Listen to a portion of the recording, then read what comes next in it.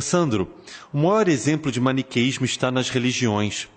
Você não acha que a própria adjetivação da nossa fé, a fé raciocinada, não seria uma forma de reduzir a fé dos nossos irmãos de outras religiões, como se a fé deles fosse baseada em algo abstrato, sem lógica, sem valor?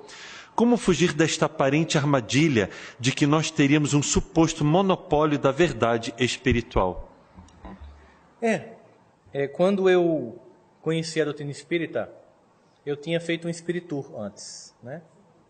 Então, eu era evangélico, e aí, depois de umas decepções com pessoas, eu dei uma rodadinha no budismo, no hinduísmo, no islamismo e tal, e fui maçom, e Rosa Cruz, e Gnose, estudei Blavatsky e tal.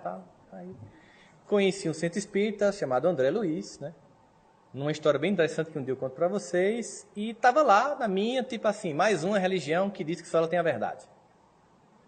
Porque eu tinha vindo de muitos que diziam ou que só nós temos a verdade, ou que nós temos a melhor verdade. Os outros até que têm, mas não é tão boa como a nossa. E aí eu li uma pergunta que Kardec fez. É necessário ser espírita para se ter uma vida futura melhor? Essa pergunta é muito curiosa, porque no campo da teologia é uma pergunta assim: aqui está a verdade, ou aqui está a maior de todas as verdades, ou só aqui tem um caminho?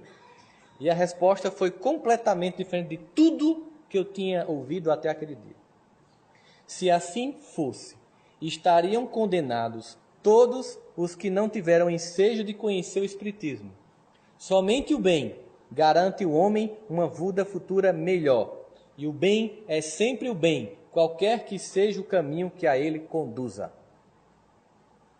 Hashtag não precisa ser espírita para ser um homem de bem. E nenhuma outra diz isso. Eu entendo perfeitamente, eu achei a pergunta extremamente inteligente. Eu acredito que com essa resposta fica claro que a doutrina não referenda essa identidade de que nós temos uma razão sobrepujante às demais. Mas quando Kardec lança mão da ideia de fé raciocinada, possa ser que nós do movimento espírita hajamos com preconceito de nos imaginar melhores ou mais cultos do que os nossos irmãos de fé no cristianismo ou de outras religiões. É um problema nosso. A doutrina não referenda isso. O que ele queria dizer é que muita coisa no campo da fé gerou tragédia por causa da falta da razão. Ku Klux Klan. Pessoas que vestem capu matavam os negros dos Estados Unidos. Passagem do Evangelho. Reconhece-se o cristão porque quando reconhece-se o Filho de Deus porque quando se esbofeteia a face dele ruboriza. Ou seja, um filho de Deus é alguém que quando você dá um tapa no rosto fica vermelho. Como o negro não fica vermelho, não é filho de Deus. Mata, queima. Isso é a falta da razão. O Senhor é meu pastor, não me faltará. Terei o carro importado da viagem para a Europa. Isso é falta de lógica. O Senhor é meu pastor, nada me faltará. É uma tradução equivocada. Ele não me faltará, mesmo que falte tudo. É esta falta de razão que gerou a Idade das Trevas, a Idade Média, a queima de bruxas, a Inquisição. É exatamente porque a mensagem do Evangelho foi deturpada pela mítica e pelo dogma que a razão traz à tona a necessidade de um olhar sereno e lúcido sobre o Evangelho.